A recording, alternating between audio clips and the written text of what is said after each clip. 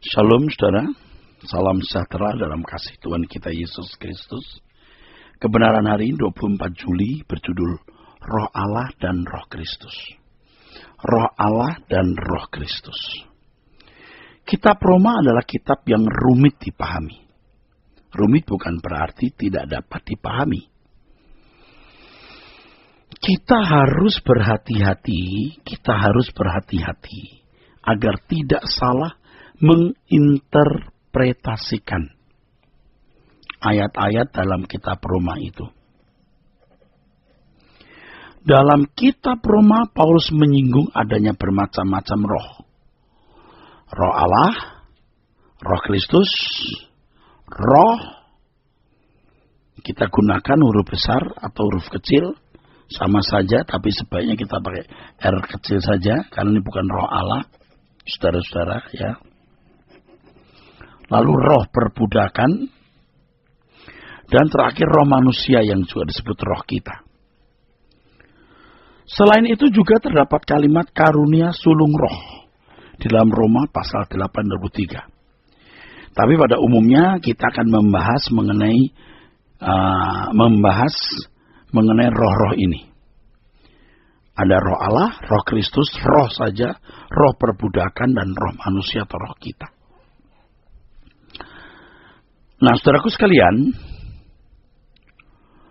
orang percaya itu memiliki kesempatan luar biasa untuk menjadi anak-anak Allah yang berkeberadaan sebagai anak-anak Allah. Untuk lebih jelasnya memahami Roma pasal 8, kita harus memahami secara teliti jenis-jenis roh tersebut. Pertama, roh Allah. Roh Allah jelas menunjukkan rohnya Allah. Ini sama dengan Roh Kudus. Dalam hal ini kita tidak boleh membedakan secara mutlak antara roh Allah dengan Allah sendiri. Sebab roh Allah adalah rohnya Allah sendiri. Ini satu-satunya keistimewaan yang tidak dimiliki siapapun. Ini hanya dimiliki Allah Bapa Theos, yang empunya kuasa, kemuliaan, dan kerajaan Bapa. Ini satu-satunya keistimewaan yang hanya dimiliki oleh Allah Bapa, yang mempunyai kuasa, kemuliaan, dan kerajaan. Bapa Theos ada di tempat yang tidak terhampiri. Tetapi rohnya hadir di mana-mana. Itulah yang dimaksud Tuhan Yesus dalam Yohanes 4:24. Allah itu roh, dan barang siapa menyembah Dia harus menyembahnya dalam roh dan kebenaran.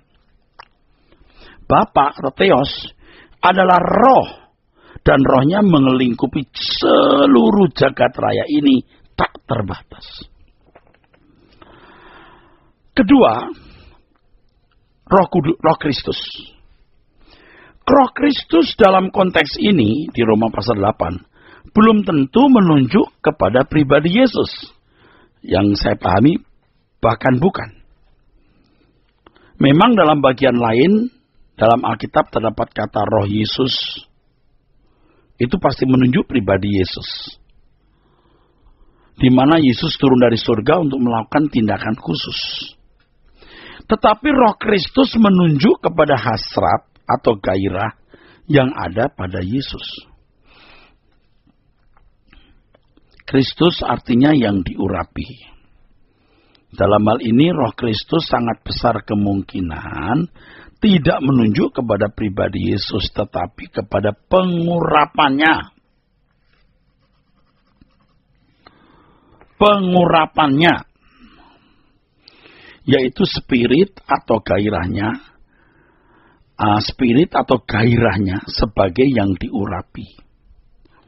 Di dalam Roh Kristus juga terdapat kecerdasan, hikmat, dan kepenuhan karunia roh atas pribadi yang menjadi anak Allah oleh karena pimpinan Roh Kudus. Ini saya ulangi saudara supaya jelas. Dalam hal ini Roh Kristus tidak menunjuk kepada pribadi Yesus, tetapi kepada pengurapannya, yaitu spirit atau gairahnya. Ya, spirit atau gairahnya sebagai yang diurapi. Di dalam Roh Kristus terdapat kecerdasan, hikmat, dan kepenuhan karunia Roh atas pribadi yang menjadi anak Allah oleh karena pimpinan Roh Kristus. Oleh karena pimpinan Roh Kudus. Jadi di dalam Roh Kristus terdapat kecerdasan, hikmat, dan kepenuhan Roh. Kepenuhan karunia Roh maksudnya atas pribadi yang menjadi anak Allah oleh karena pimpinan Roh Kudus. Ya. Dalam Roma 8 ayat 9 tertulis, tetapi kamu tidak hidup dalam daging, melainkan dalam roh, jika memang roh Allah diam dalam kamu. Tetapi jika orang tidak memiliki roh Kristus, ia bukan milik Kristus. Apa maksudnya ini, saudara? Tetapi kamu tidak hidup dalam daging, melainkan dalam roh, jika memang roh Allah diam dalam kamu. Tapi jika orang tidak memiliki roh Kristus, ia bukan milik Kristus. Dalam teks aslinya, kata Kristus ya hanya satu. Dalam teks aslinya, kata Kristus hanya satu, jadi bisa berbunyi, tetapi kamu yang tidak hidup dalam daging, melainkan dalam roh, jika memang roh Allah diam di dalam kamu. Tapi jika orang tidak memiliki roh Kristus, ia bukan miliknya. Teks aslinya mesti gitu, ya, bukan miliknya. Bukan miliknya di sini berarti bukan milik Allah, berarti bukan milik Tuhan Yesus, atau bukan miliknya di sini berarti bukan milik Allah, berarti bukan milik Tuhan Yesus. Atau bisa juga berarti tidak dalam kekuasaan spirit atau gairah seperti yang ada pada Yesus. Saya ulangi, saudara.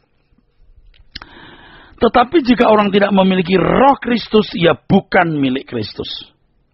Dalam teks aslinya, kata Kristus hanya satu. Jadi, bisa berarti begini. Jika memang roh Allah diam dalam kamu, maksud saya, tetapi kamu tidak hidup dalam daging. Tetapi kamu tidak hidup dalam daging, melainkan dalam roh, jika memang roh Allah diam di dalam kamu. Tapi jika orang tidak memiliki roh Kristus, ia bukan miliknya. Ya, bukan milik Allah, bukan milik Roh Kudus, bukan milik siapa-siapa. Artinya tidak memiliki spirit itu. Terkait dengan hal ini perlu kita meneliti yang dikatakan Petrus mengenai roh Kristus. Berbunyi demikian, dan mereka meneliti saat yang mana, yang bagaimana yang dimaksudkan oleh roh Kristus yang ada di dalam mereka, yaitu roh yang sebelumnya memberi kesaksian tentang segala penderitaan yang akan menerima Kristus, yang akan menimpa Kristus, dan tentang segala kemuliaan yang menyusul sesudah itu. Roh Kristus di sini bisa menunjuk kepada spirit dalam kehidupan orang percaya yang memberi kecerdasan roh dan kepekaan untuk memahami rencana Allah. Selanjutnya dalam Roma 8 ayat 10 tertulis, tetapi jika Kristus ada di dalam kamu, maka tubuh memang mati karena dosa, tapi roh adalah kehidupan oleh karena kebenaran. Kristus ada dalam kita, artinya pengurapan yang ada pada Tuhan Yesus juga ada pada kita, yang sama dengan gairahnya ada pada kita.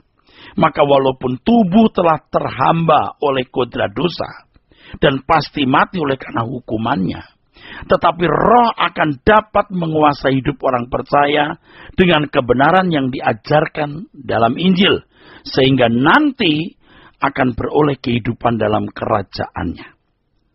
Dengan pernyataan ayat ini dapat disimpulkan bahwa kebenaran-kebenaran Injil akan membangun roh Kristus dalam kehidupan seseorang. Dan roh Kristus mematikan keinginan dosa dalam kehidupan orang tersebut. Haleluya. Tuhan memberkati saudara sekalian. Sola Gracia.